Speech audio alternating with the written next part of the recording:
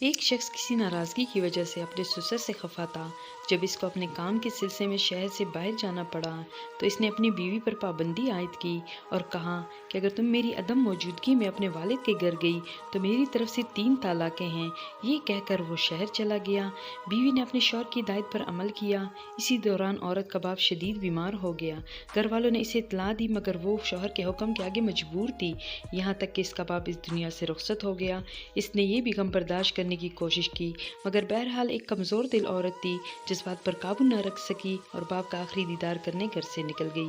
دفن میں شرکت کرنے کے بعد فوراً واپس آ گئی۔ کچھ عرصہ بعد اس کا شوہر آ گیا تو اسے اپنے سسر کے انتقال کی اطلاع ملی۔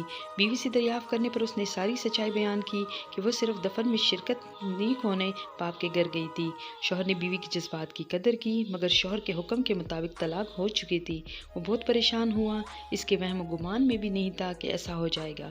مجبوراً شوہر نے بیوی کو گھر سے رخصت کر دیا اور اس وقت کے تمام علماء کرام سے اس سلسلے میں رجوع کیا۔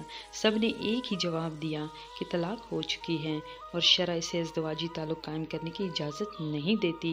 عجیب اذیت ناک کشمکش تھی۔ بظاہر اس مسئلے کا کوئی حل نظر نہیں آ رہا تھا۔ آخر ایک دن کسی کے کہنے پر اس نے حضرت امام ابو حنیفہ کے سامنے اپنی مشکل بیان کی۔ چند لمحوں کی خاموشی کے بعد حضرت امام ابو حنیفہ نے فرمایا، طلاق نہیں ہوئی، وہ اب بھی تمہاری بیوی ہے، تم کسی کفارے کے بغیر اس سے ازدواجی تعلق قائم رکھ سکتے ہو۔ یہ فتویٰ سننے کے بعد اس شخص کی خوشی ناقابل بیاں تھی۔ چند دنوں کے بعد یہ بات زبان احساس عام ہو گئی کہ جس مسئلے کا حل تلاش کرنے میں سارے علماء کرام ناکام رہے اسے امام ابو حنیفہ نے اتنی آسانی سے حل کر دیا ہے۔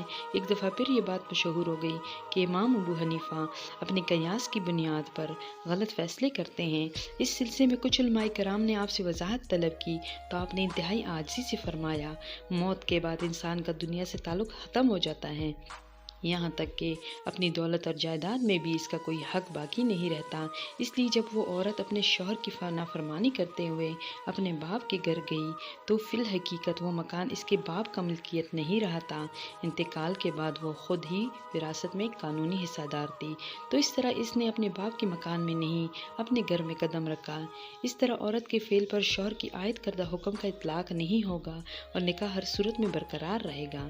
یہ نکتہ سن کر علماء کرام حیران رہ گئے اور بعض کی زبان سے نکلا، واللہ اس میدان میں کوئی شخص حضرت امام ابو حنیفہ کی ہمسری نہیں کر